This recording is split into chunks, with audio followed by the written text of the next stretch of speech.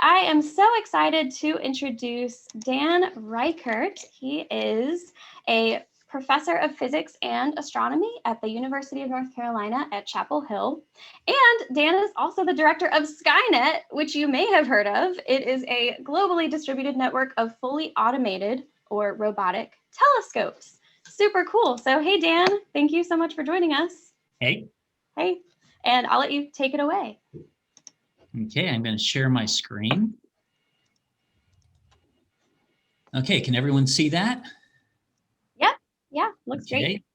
I'm going to put you in gallery view so I can see you.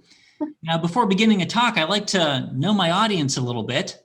And kind of the worst thing about Zoom is I can't see anyone. Now, you don't have to, but if you'd like to share your video, then I can see you, and I can at least, leave your microphones off, but I can judge your facial reactions, see if you're happy, excited, or bored, or whatnot. At least get a little bit of feedback, okay, from a couple of you there, so I appreciate that.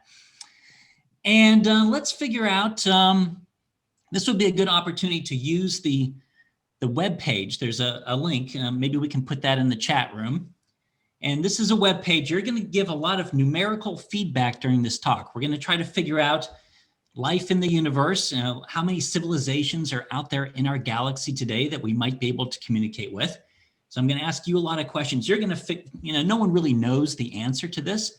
So I'm going to ask you directed questions, and you're going to help me and us as a group figure out the answer to this.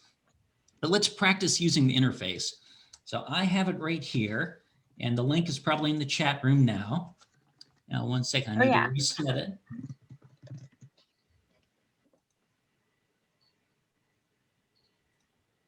Okay, so it's skynet.unc.edu/SETI.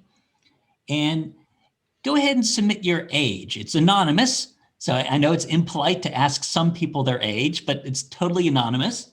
And type that in there and enter it, and give you practice using the interface, and your responses will come to this screen.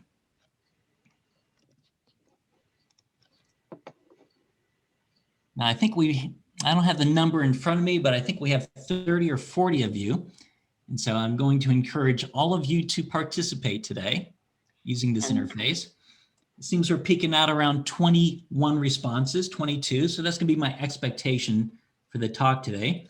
So let's see what kinds of, okay, so all across the map, we got some young people. We have some people of all ages. Let's check out maybe I'll make it a little bit bigger so we can see these numbers better as a class, as a group. And our median age today is 30. Okay, so I don't know where to target this talk. You're all over the place. I'm used to talking to 18 to 22-year-olds, but we'll see how this goes. Okay, so today we will be talking about SETI, which is, of course, here, I'll write the acronym. I have a doc cam here. We're going to use that a bit as well. SETI, everyone know what SETI stands for? Maybe y'all can type that into the chat if you know what SETI stands for. We getting some correct answers? We got one person who said no, they do not know. So might be learning something new today. Oh, Emmett said the search for extraterrestrial intelligence. That's right, search for extraterrestrial intelligence. And it's an incredibly broad topic. There's so many things we could talk about. We could talk about how we search for life out there in the universe. We could talk about how we listen for their messages. Listen in quotes. We don't like listen with our ears, but with our telescopes, often at radio wavelengths. We could talk about what they might say, if we were to receive a message, what might be in it. We could talk about the messages that we've sent. We've sent messages out into space. And of course, we can't just speak English into these messages. If there are civilizations out there, they're not gonna listen in English. So we have to send numerical responses, symbols, pictures, things like that. We could talk about how this information is encoded and decoded, or how we would guess it might be decoded.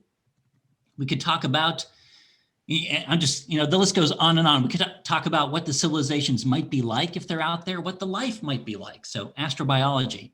It's a very huge, broad topic. And there's no way we could talk about all that in the next, I don't know, 40 minutes or so. You could fill up a whole class, a whole course, actually, on this topic. So I had to narrow the topic, and we're going to talk about something called Drake's equation, which is an equation. And today we're going to treat it as a mathematical equation with actual numbers that we plug into it and a number we get out of it. But it's really broader than that. It's an equation that's trying to figure out how many civilizations are out there in the galaxy that we could possibly communicate with. And it's really an organization of the topic. That's a huge, broad question. How do you even wrap your mind around a question like that? So Drake's equation is a way of breaking it down into smaller, more easily managed pieces. Anyway, we'll come back to that. Let me give you a little bit of background on Drake, why he came up with the equation. So Drake was an American astronomer and a radio astronomer. There are all sorts of different types of astronomers. Some of us look through optical telescopes and see things at visible wavelengths that our eyes work at. Some work at radio wavelengths using giant satellite dishes like this one here. This is the Tattle telescope.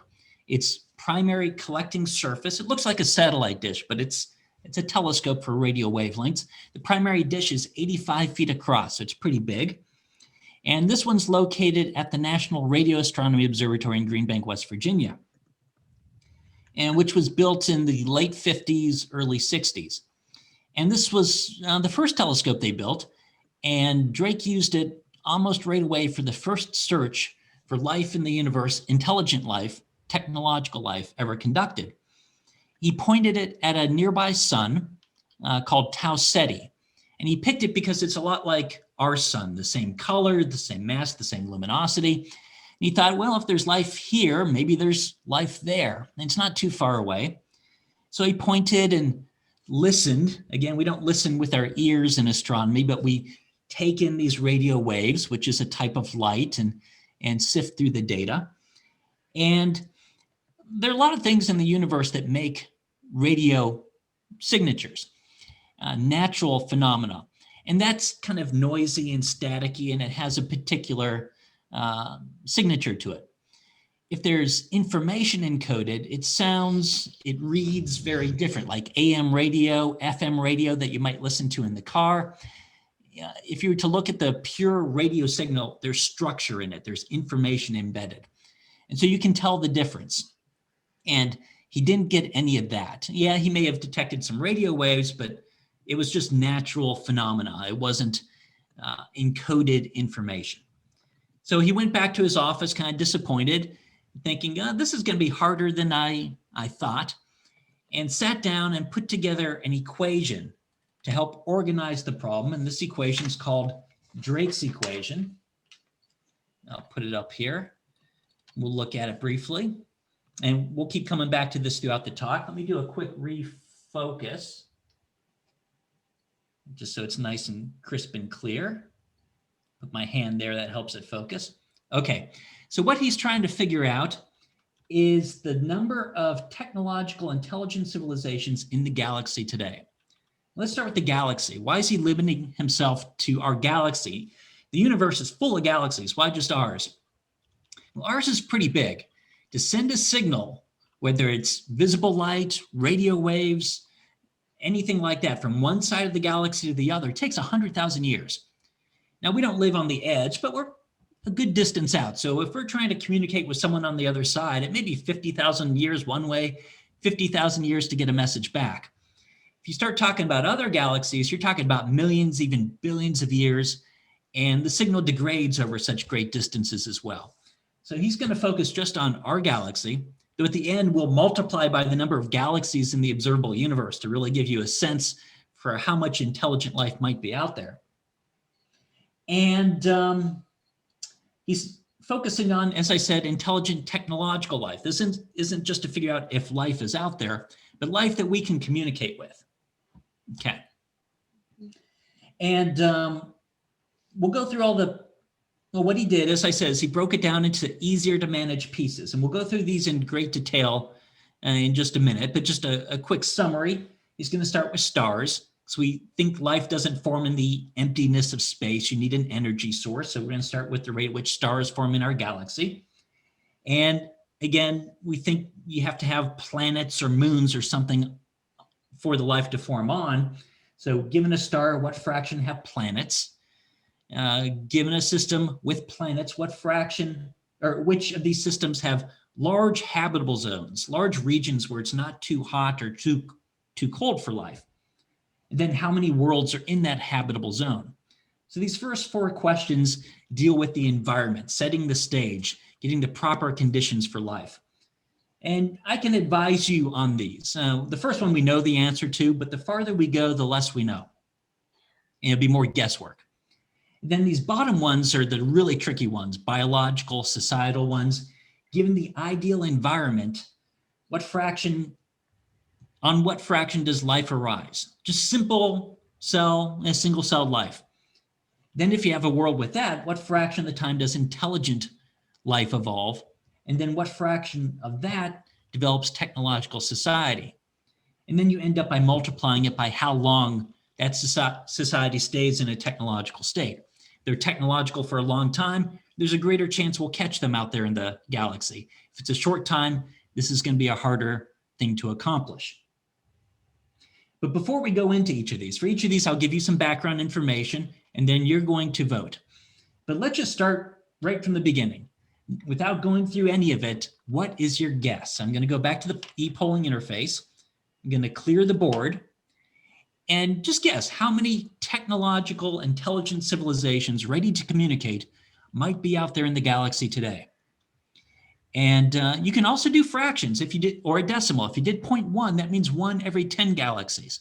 If you do 10, that means 10 per galaxy. You could do something higher, lower. I don't want to bias you. Go ahead and throw a random guess in there, a best guess, and then we'll see at the end if you still agree with this.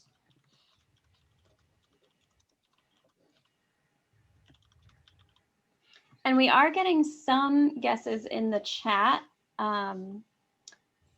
Yeah, shout them out and I'll type them in. Yeah, we've got 10 and 1 million. So people are all over the place.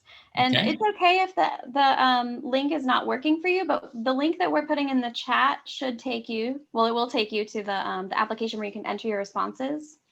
But it's fine to read them out here too. And once you enter it, you're locked out. So if it's not working, it's probably for that reason until I open a new question.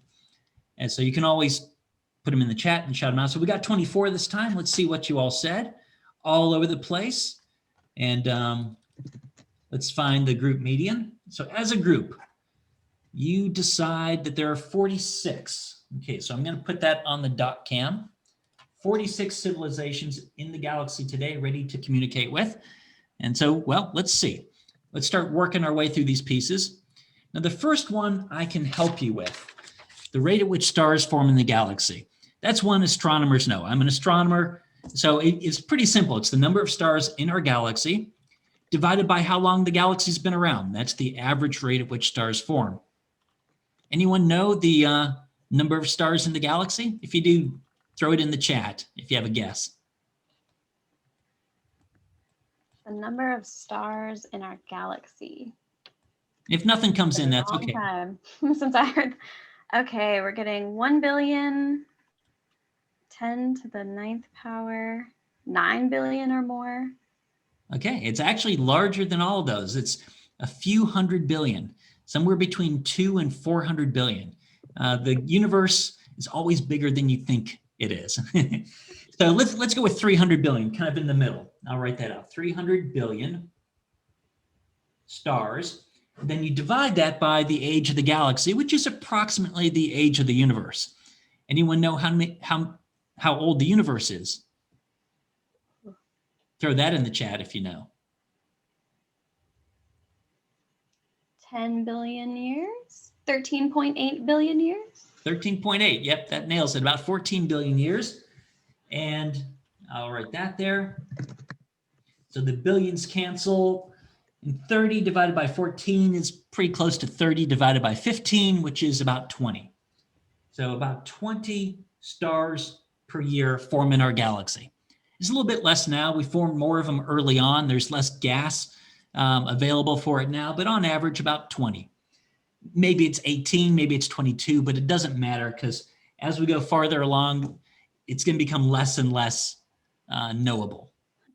Okay, so 20 stars per year. The next question is, what fraction of stars that form in our galaxy have planetary systems? And for that, I can give you some information. So let me show you some slides to educate you here. This is a relatively recent picture. It's actually made at radio wavelengths. This is a forming star system. It doesn't even have a star yet. It has a protostar. And there's this disk of gas around it. And you can see clearly in the disk these empty lanes where gas has been taken out. And we think that's due to planets scooping up that gas. So this is a picture of a star system in formation. Here's another one. This one's viewed from the side, and they've blocked out the star to make it easier to see the disk around it. And if you zoom in, there's a kink here. And we always thought that might be because a planet's forming there on an inclined orbit, kinking the disk a little bit. And we followed it up, and it's a tricky thing to do. But this is two images taken at different times, and they're subtracted to cancel out the star. It's hard to see a planet around a different star directly because they're so faint and they're so close to stars, which are so bright. But we now have the technology in a few cases to cancel out the star. It's not a perfect cancellation, but there you see the planet. I have another one here, an animation. And the stars cancel out, and you can see 1, 2, 3, and there's a fourth one out here, planets moving around. So it's pretty cool that we now have the capability to do this. Now, these are all gas giants, about 4 to 7 times the mass of Jupiter in this particular case. So we've detected them directly, but most planets we've detected indirectly through 2 different techniques. One is the Doppler technique. So here's a graphic, and this is meant to be our sun and Jupiter, not to scale. Jupiter is much farther away. And clearly the sun is tugging on Jupiter, making it go in an orbit. But Jupiter also tugs back on the sun and causes it to move just a little bit. You can see it wobbling. And so stars do that. Stars wobble because of the planets being tugging on them. And so we can't see the planet usually, but we can see the stars. Sometimes it's moving towards us and sometimes it's moving away from us. When it's moving towards us, the light waves get compressed and become bluer. And when it's moving away, they get stretched out and are redder. And you can't see with the eye. The star doesn't change color. But if you take what we call a spectrum and make careful measurements, you can see the shift. And using that information, we can figure out the mass of the planet, the orbit of the planet. Here are the first 50 that were discovered. And these were all surprising. These are all gas giants, the mass of Jupiter or more. And they're all really close to their star. Here's Earth's orbit for scale. So most of these dipped in even within Mercury's orbit in their various star systems. And we call these hot Jupiters. They're surprising because you can't actually form a gas giant that close to a star. It had to form much farther out and then get knocked in and settle into a close-in orbit. Kind of like this. It started out here, and then another planet interacted with it. One got chucked out. And so there are planets roaming our galaxy without stars. We call them rogue planets. They got chucked out of their formation system. And then the gas giant gets thrown in. And you can see some of these are still in their transfer orbit, an elliptical orbit. When the star turned on and blew out the gas, they're in whatever orbit they were in at that time. So we discovered these first because they're the easiest. If you have a massive planet close to a star, it really tugs it. And given our technology, that's what was required to detect them. For a while, we thought, is our solar system different and unique? Because we just keep finding hot Jupiters, not systems like our own. But the technology has gotten better. We've watched for a longer amount of time. If a gas giant's far away, it can take decades to go around. We've now watched for decades. About 90% of systems out there are like our own, with the gas giants far out, the Earth-like planets close in, and only about 10% are these hot Jupiters. Now, the other technique, which is the big one now, is the transit technique. Some of these systems will be edge on as viewed from Earth. And so that means the planet will pass right in front of the star, dimming the light. Maybe only 1% or a fraction of 1%, but we can detect that. We have the capability. And the most recent, best completed mission for this was the Kepler mission. We put it up and it stared down our arm at the galaxy, monitoring thousands and thousands of stars, looking for these little dips in brightness. And it found thousands and thousands of planets, most of them gas giants, because they're big and block more of the star's light, but some small ones as well, Earth mass ones as well, a few. Wow. And the last slide on this before you vote, this is an artist picture. It's not a real science picture. But the first 3 planets discovered were discovered around a dead star, a star that lived its life. It blew up, destroying everything that was there, left a pulsar behind. And from the pulses from the pulsar, we could also see it being tugged on and inferred the presence of 3 Earth mass planets. And this suggests that planets might form easily. What we know from Kepler, studying all these stars, is at least half of the stars out there have planets, and maybe all of them. And again, this first system discovered indicates it may be pretty easy. So that's what I'm going to tell you. The blank screen means it's time to vote. So just putting up Drake's equation again. Assume you have a star. What fraction of the time do you have a planetary system?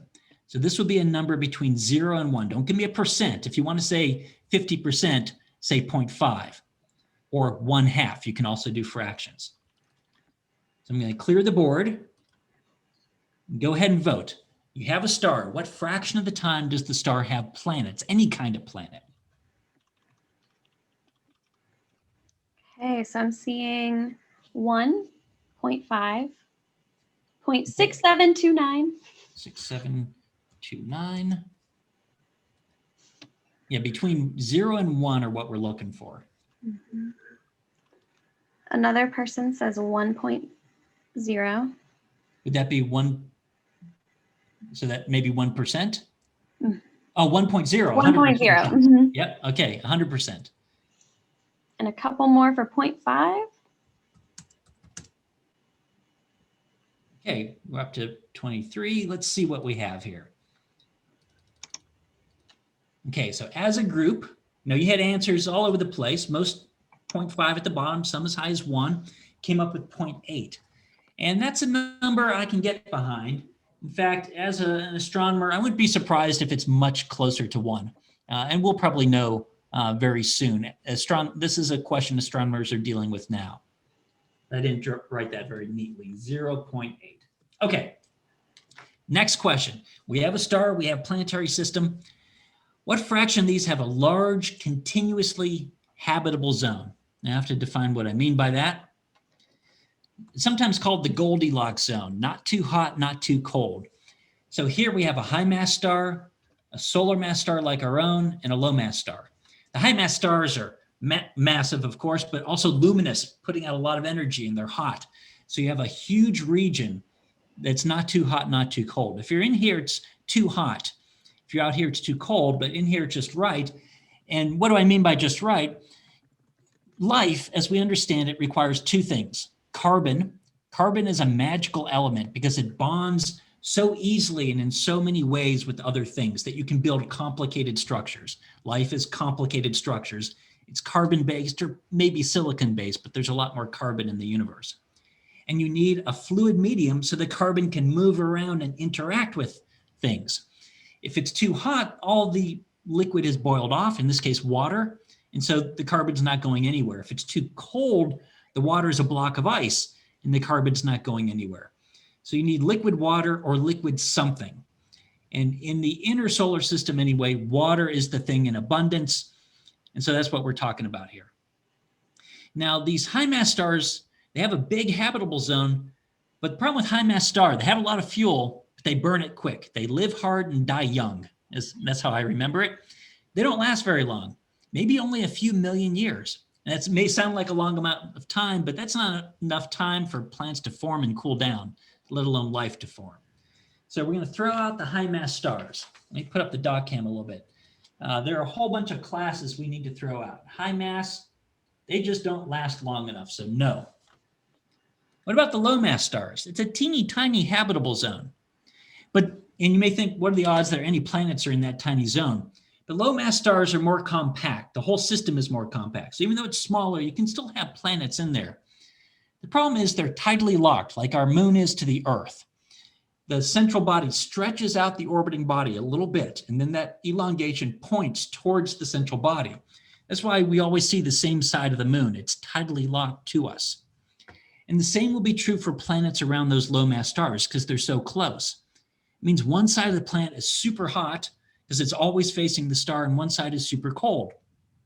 Too hot for life on this side, too cold for that side. Maybe there's life right on the equatorial band. There's a narrow band that's just the right temperature. So we can't rule these out, but it's going to be tougher. We call these ring worlds or twilight worlds because if you're on that ring, the sun will always be on your horizon. It will always be twilight. And these worlds will have crazy winds from the hot side to the cold side. The winds will be hundreds of kilometers per hour always. But maybe. We can't rule them out completely, so we'll say maybe on those. Low mass. Okay. Well, how many high mass and low mass do we have? It turns out we don't have very many high mass stars. They're really rare, only a few percent.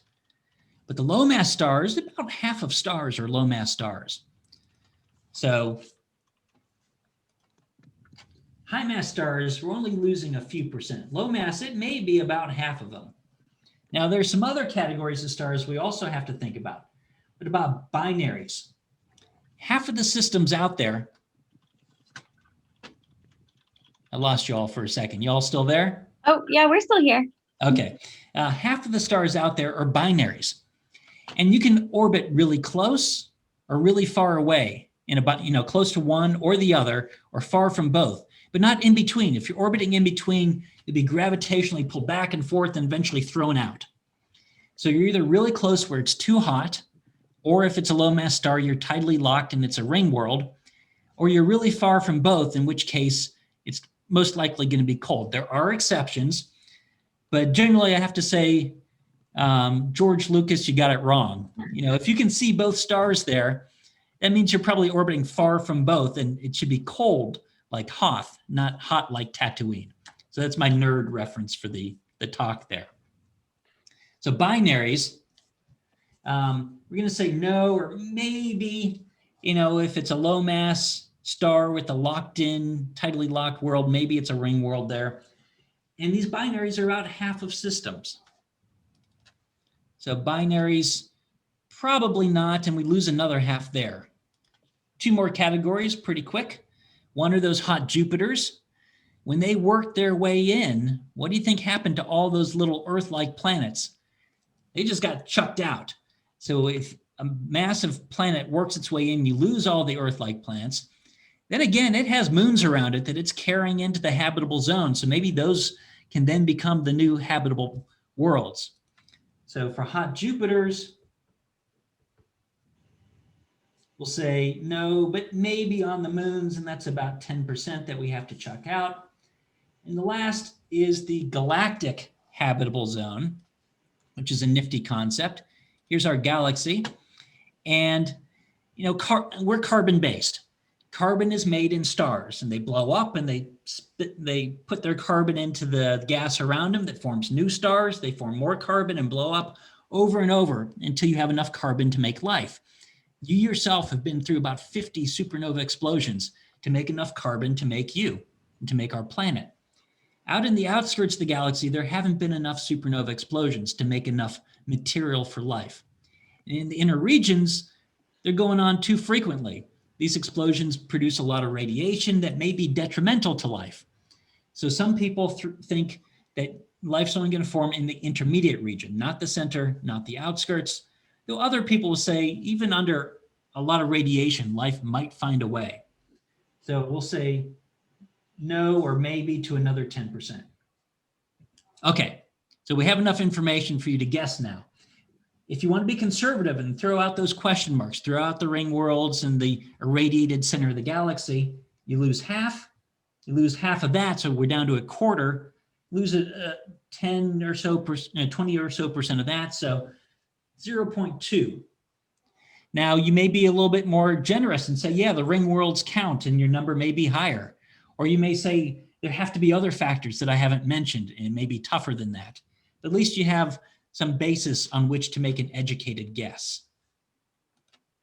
Okay, so it's guessing time again. And I'll put the equation back up. What are we guessing? Suppose you have a star with planets. What fraction of the time does it have a large, long-term, long-lasting Goldilocks zone? Between 0 and 1? So go ahead. Either a fraction or a decimal. All right, and remember, y'all, try to type it into the link that we shared there if you can. We're getting some responses, 0.1, 0.3, 0.02. Okay. Brooks doesn't have high hopes for that. Conservative bunch. That's good. Science, question everything. Another for 0.1. We got a 0.5 from Grant and Jeff. Ooh, 0.8. 0.47556895458. Okay, let's see how we did. Find the median. Speed up a little bit. 0.3. Okay, I think that's a reasonable answer. Okay, and they'll go faster as we go because there's less information I can give you. The next one is, suppose you have this nice big habitable zone. How many worlds are in it? And we'll also throw in some obscure, non-traditional places as well. So let's not worry about the high mass stars that don't last long or the low mass stars with their twilight worlds. Let's focus on stars like our own. And here's our sun right here. And we have, Mercury's too close, too hot, but Venus, Earth, and Mars could be argued to be in the habitable zone. Now, Venus is right on the inner edge. It had a runaway greenhouse effect, and it's too hot, and it's lost its water. And Mars is too small. It became geologically dead and cold, and all the water is now permafrost under the ground and in the polar caps. So just being in the habitable zone is not enough. You can have greenhouse effects or reverse greenhouse effects, but Earth certainly counts. So anywhere from 1 to 3 based on our system. Now, the Kepler database found mostly gas giants, but it did find some systems with Earth-like worlds. Again, it wasn't built for this. They're out there. It was hard for them to do. The best example is Kepler 62. 3 worlds way too close, too hot, but 2 of them in the habitable zone. A little bit more massive than the Earth, but they could be bearers of life as well. So those numbers kind of match. A few might be typical. But also, let's consider some strange places, the large moons of our solar system. Here's ours. But around Jupiter, we have Io, Europa, Ganymede, and Callisto. And each of them are tugged on by Jupiter and the other moons. So it's a gravitational tug of war that heats these worlds. And they would be frozen otherwise. But because of this, we call it tidal heating, we have volcanoes on Io. No water is left. It all boiled off. But Europa, under its ice, it has twice as much water as Earth. And Ganymede has even more, though it's a little bit cooler and might be in a slushy state right now. And then you have Titan going around Saturn. On its surface, it's way too cold for liquid water. But the other big substance is methane, which is a gas for us, but at those temperatures, it's a liquid. So maybe there's carbon plus methane, liquid methane-based life on Titan. So there's 3 more possibilities there. Also, there's a medium-sized moon going around Saturn called Enceladus. It's also tidally stretched and heated, and its inside has a lot of water, so much it's bursting through the surface with these water geysers. That actually makes one of the rings around Saturn, that water it's spewing out, the E-ring. Now, there's 7 worlds I gave you, 3 planets, 3 large moons, and a medium, just for our solar system. So if you want to be really generous, maybe 7. But our system may not be typical of what's out there, but that's all we know. So it's time for you to guess. And this one is not a fraction. Lost that. I didn't mean to take my slides down. There we go. It's not a fraction. It's a number.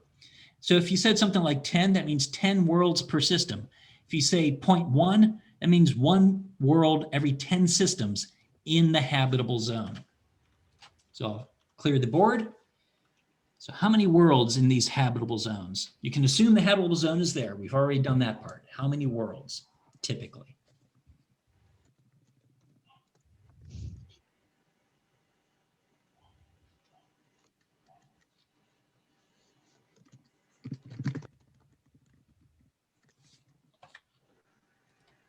So we're thinking in the chat 1, maybe 5, 2, 100, 0.5, 6, 2, Alana says 20. Okay, we're getting larger numbers of responses now. People are getting into this. Good. Let's find the median. As a group, you say 4. I think that's a decent number. Maybe a little generous, but we don't really know. Okay, now we get into the wild ones where we have no idea. Next question is sometimes described as the biggest question of all time, although I personally think the one after is. Suppose we have a perfectly fine world. It will stay the right temperature for a long period of time. What fraction of the time do we develop life? Simple, single-celled life, nothing complicated, but basic life. I can tell you a few things. This is a famous experiment called the Yuri-Miller experiment from the 50s or the 60s. What they did is they took some water and they took all the elements and compounds that were typical of the early Earth, boiled it to get it up in the atmosphere, and then shocked it with electricity because the early Earth had a lot of lightning. The idea is that lightning may provide an energy source to organize this basic material into more complicated structure, which then falls down, gets trapped in the trap, and you take it out, take the gunk out, and see what you made. And we make two things, amino acids, which are like proteins, and nucleotide bases. So the amino acids, we find them in the form of cell walls. And we're not making cells. You don't make cells out of this, but you can very easily make the basic structure, the wall that holds everything. It's not a cell until it has stuff inside of it. But the idea that I'm trying to get across is the building blocks of cells we can make really easy. Here's fossilized single cells and modern day blue-green algae for comparison. Then the other thing you get out of this is the nucleotide bases, which forms DNA. Now, we don't get DNA out of this, but we get the adenine, guanine, thymine, cytosine, the building blocks of DNA. So the basic pieces you get quite easily. Another experiment, NASA said, well, most of the water came to Earth from comets. Maybe this stuff can form while in space. No lightning up there, but there's ultraviolet light from the sun. So they took material that's what we think comets are made of, irradiated it with ultraviolet radiation, and made the same kinds of stuff, made these cell wall structures, and actually happens in meteorites too. This is a meteorite that landed in Australia, the Murchison meteorite. We sliced it open and found 12 amino acids. So this stuff can form in space and then come to Earth. And you may not have to reproduce the miracle of life in every single planet in a galaxy. Mars was the right temperature for life before we had cooled down. The early solar system was really violent, and planets would get struck and rocks get thrown off into space. Some Mars rocks have made their way to Earth. I actually got to touch a piece of one, so I've personally touched Mars, which is cool. Back in the 90s, we opened them up and looked under a microscope, and we see what looked like fossilized bacteria. Here's another example. This was a big enough discovery that the President of the United States had to give a news conference, a science news conference, Bill Clinton at the time. Now, upon further study, we think there's only about a 10% chance this is fossilized bacteria. Could just be geological structures. But the whole Mars program is geared at answering this question in the years ahead. And it may not be once per solar system. The galaxy spins in a differential manner. We're not always in the same part. We move through star-forming regions over and over as we go around every 200 and some million years. So if it's happening in one region and those rocks get tossed off into space, they could land on Earth. It could be you may only have to achieve this once per galaxy and it gets spread all over the place. Okay, so those are the things to think of. Again, we don't know the answer, but the question is between 0 and 1. What fraction of the time, given a perfectly fine world, will you develop single-celled life? All right. So we've got a guess for 85%, so 0.85. Remember, if you're typing in the number, it should be like a fraction or percentage. So, oh, Ken and Eileen think it's 0.00001. How many zeros? 4. Okay. Got another for 0.6 or 0.5. We got 0.2, 0.9. Okay, let's take a look. Here's what we have. And again, between 0 and 1, or else they get crossed out. Okay. And as a group, you said 0.33. Oh. So I'm writing these down under the dot cam. Okay, the next question, if you already have single cell life in place, what fraction of the time does it develop multicellular, complicated, intelligent life? Well, intelligent life. And you know, some people think we haven't found intelligent life on Earth yet, ourselves included. But the most interesting way this was ever asked to me, a student once asked, is a pig intelligent? And I had to think about it for a second. I guess the answer is, if you've gone all the way from a single-celled organism to something as complicated as a pig, it's not long before you get more intelligent species. This is a really important graph. It shows the history of life on Earth, 4.6 billion years. The first 1.5 billion, it was too hot. But after that, we had the oceans. And as soon as we did, we had single-celled life, which suggests that the last question may actually be pretty easy. Everyone may achieve that right away.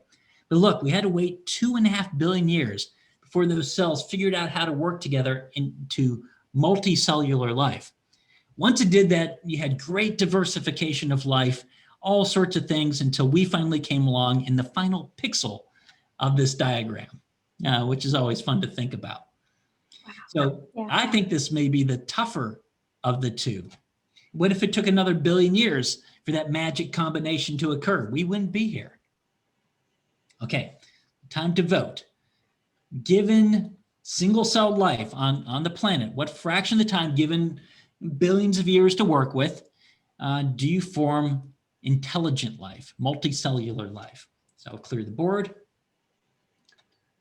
Got one for 0.1, 0.01, 1, 0.7, 0.1, 0.1, 0.1, 0.7, 0.9, 0.009, 0093, 001. Hey, look, we're up to 33 responses. The more we do this, more and more participation. That's great. Let's find the median. As a class, you're going with 0.1. Okay, 2 more to go. Just because you have an intelligent life, does not mean you have technologically competent, capable society. Let me throw a few counterexamples or potential counterexamples at you here on Earth. Chimpanzees. Some people consider them to be intelligent, not as intelligent as us, but possibly intelligent, but they clearly don't have advanced technology. Though some people would say, well, that's not fair. They're our branch of the tree of life. We're not descended from chimpanzees. We share a common ancestor, but maybe we, humans, represent this branch of the tree of life. But then you have cetaceans, dolphins, porpoises, humpback whales. Dolphins have a very complicated language, and they're very intelligent. They have learned to speak 50 words of English. Now they use, shirks and bell noises and whistles and chirps and whistles. They've learned 50 words of our language and can use them properly in context. How many words of dolphin have humans learned? None. We can't figure it out. So who's the more intelligent species? Yeah, porpoises and humpback whales. Whale song is very complicated. Lots of information's embedded there, and we have no way to figure it out or decipher what they're talking about. So these might be examples of intelligent species, maybe less, maybe more intelligent than us, but clearly not technological. So it's not guaranteed that they'll be technological and hence we can communicate with them across space. So, question is, you've developed intelligent life on a world. What fraction of that time, does that life, is that life technological in nature? Okay, I will say, I feel like these last few questions are like another course by itself, you know, like yeah. months to discuss this. Okay, we're getting lots of guesses in the chat. Remember, folks, try to use that link if you can. But we are getting 0.1, 0.4, 0.03. Okay, 0.2, 0.3, 0.1. And then we have two guesses with 1, 2, 3, I think 7 zeros before the 1.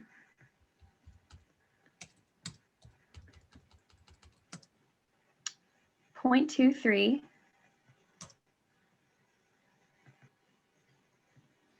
Okay, I'm gonna restrict these between 0 and 1. Any final guesses? I'm not seeing any. Okay.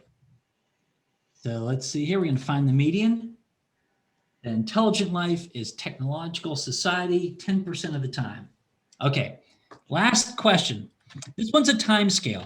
Notice the first one was a rate, number per unit time. The rest have been dimensionless, fractions or numbers. And we're going for a number. So this, we have to cancel out the years. So the appropriate thing is how long do you stay in a technological state? So suppose we have a technological society. How long do they stay that way? In years. A couple of things to think about. Opinions about this. Well, first of all, I should define how long you stay in a define how long we've been in a technological state. The definition is since we sent our first strong enough radio broadcast to make it through space. Does anyone know when we sent that first really strong radio broadcast? Type in the forum if you know the year. Annabelle said 1932. Pretty close, 1936. And who sent that message on behalf of the human species? Well, Ken and Eileen are saying radar. So is that the method we? Yeah, well, it was a radio broadcast. It was the opening of the Olympic Games. Okay. I don't see anyone guessing who sent that, although Emmett did say that it was not Emmett. We're seeing Russia. Our emissary, for anyone out there listening, the first signal they're going to get from us is from Adolf Hitler opening the 1936 Olympic Games. In a show of German superior technology, they sent a very powerful broadcast. So hopefully if there's civilizations out there, they're not scared away by that and they keep listening. Things do get a little bit better, of course. But interesting fact, and there's a movie called Contact based on a book by Carl Sagan that is a great movie. It's an older movie, but I encourage you to watch it. It's based on that premise. Anyway, 36, that means we're only 85 years old as a technological society. How long do you stay in a technological society? Opinions varied. During the Cold War, we thought it was a short time. You develop nuclear weapons and you blast yourself back into the Stone Age. Now, after the Cold War, even though the weapons are actually still pointed at us right now, we got more optimistic and said we'll last as long as we don't get hit by an asteroid or a comet, which happens every 30 million years. So your answers can vary tremendously from just a few years to 30 million years or even longer, because if we can get off the surface, this is a picture from the movie 2001 Space Odyssey. Here's the modern day space station. If we can get off the surface, not just to a space station, but to another world like Mars, or maybe a planet around another star, eventually, if one world does get wiped out, humanity continues. In that case, you can put in the age of the universe if you want, 14 billion. So your answers here can vary tremendously. So Dan, how are you defining a technological society? You're defining that as when we first were able to send a message, right? Because, yeah, there are all sorts of ways you could define it, but for the purpose of this exercise, the whole goal is to figure out how many civilizations out there can communicate with us, can send a message through space. Mm-hmm. So that's how we're defining it. That makes sense to me. Yeah. This is not a fraction, it's a number of years. And I want to warn you, when I do this in class with people present, someone will say 1,000, and the person next to them says, that's too short, it should be 1,100. Those numbers are essentially the same. You need to think in powers of 10. Is it 10 years, 100, 1,000, a million, a billion? Age of the universe, 14 billion. So anything in there. So you'll be typing in lots of zeros, or you could do scientific notation. 1E6 is a million. 1E9 is a billion. Or you could do 1 with the appropriate number of zeros. And again, you could do smaller numbers too. I'm not trying to bias you. It's anywhere in here. It's your opinion. Okay, it's open. Okay, we've got, coming in fast. If you don't know how to do the scientific notation, just enter in the chat with the word, like million, thousand, billion, hundred, and I'll translate it. We've got 200,000, which I guess would be 100,000 in this. No, well, you can put a number in front, so that's going to be 2e to the 5. Okay. Yep. 5,500, 100. Y'all are giving me too many zeros to count. That's not happening. So remember, this is a number of years is what we're guessing. So not a percentage this time. Yep. Number of years. How long will a society stay in a technological state? 600,000, 5,500,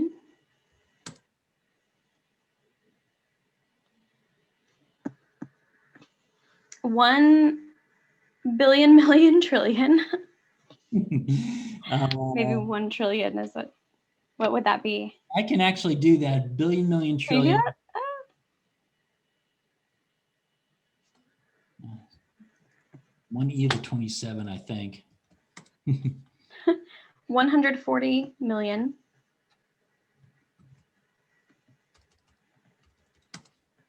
680 and 5,400. And that will be our last one.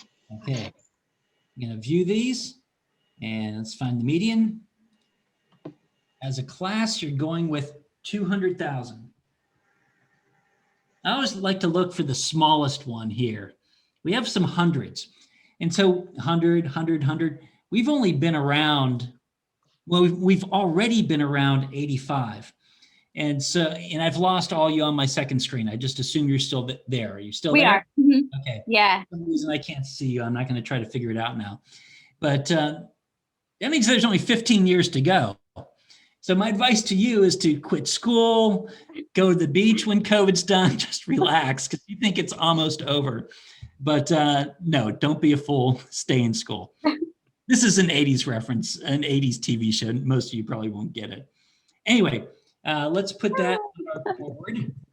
We did. So now let's multiply them together and see how this matches with your initial number, your initial guess. So we have 20. Oops, I mistyped that. I'm going to start over. 20 times 0.8 times 0.3 times 4 times 0.33 times 0.1 times 0.1 times 200,000. Okay, so in this process, you have become wildly more optimistic. You're going for 12 to 13,000 civilizations in our galaxy today. And so, wow, if that's the case, we should have a SETI program and we should be able to pick them up if they want to communicate with us. Also, last thing I just want you to think about, this was just our galaxy. There are 100 billion galaxies in the known observable universe. That means across the whole universe, there's 12 to 13 trillion, not just worlds with life, but worlds with intelligent technological life out there. And, Sagan used to say, if we were the only one, it would be an awful waste of space. But today, you've gone through the estimate yourself and have come up with a much more generous, maybe too generous answer, in my opinion. Anyway, I'll stop there. And I will stop. So thank you so much, Dan. That was super interesting. Just to summarize for everyone, in case you missed it, we originally guessed that there would be about 46 Yeah. societies, right, in the galaxy. And instead, using the Drake's equation, we landed on 12 to 13,000 technological intelligent societies in our galaxy. So that's crazy. And we are going to take a few minutes to answer some questions, but I won't go very long because I know some of you want to go to the next talk since we have a ton of Astronomy Days programs. But real quick, Dan, if you don't mind, we had a question earlier. What about planets and moons orbiting black holes? Pretty sure that doesn't factor into this equation, or does it? Well, so they would not be acceptable for life. A black hole, its environment is really, really harsh on life. A lot of X-rays, a lot of radiation. To form a black hole, you're going to blow up a star, or you're going to merge a couple of dead stars, and it's not a great look. And particularly if you're too close, gravity works a little bit different around a black hole. The orbits, if you're too close, are not stable. Mm-hmm. So maybe they're there far away, but they're going to be cold and irradiated, so not great for life. Mm-hmm. Okay, great point. Valerie wants to know, does NASA have an official estimate of technological life in our galaxy? And if so, what is that estimate? I don't think NASA does, but there are experts who focus their entire life on the Drake equation or just a component of it. Each one of these questions is a full field of research. Mm-hmm. And the experts usually come up with a number of a few. Wow. Take it or leave it, you know. Yeah, so we were very generous here. We're very generous. When I do this program with people, they start out conservative and become very generous. But if you really dive into these questions, the fractions tend to be lower. Yeah, okay. Lisa likes your tie. And Annabelle wants to know, what about Fermi's paradox? Yeah, so if the number is so high, why aren't they here yet? And that's a really good question. And they're really two, in my mind, you know, there are all sorts of exceptions. In fact, there's a book out there, 101 Reasons Why the Fermi Paradox is Wrong. But I tend to believe it. Either the number is very high, and the one thing the Drake's equation doesn't tell you is if it's high, you're going to get a civilization, and maybe not the first, maybe not the second, but one of them will develop interstellar spaceflight. And we're probably only a few hundred years away from doing it ourselves once we master fusion. Once you can go interstellar, you can colonize the stars around you and the stars around that. It actually doesn't take long, 30 million years to colonize an entire galaxy. And that's short compared to the age of the galaxy. Wow. Really, if you're getting a high number in Drake's equation, it means the whole galaxy's already been colonized. So either it's a high number and will, you know, and they're just not communicating with us on purpose. They're waiting for us to get mature enough.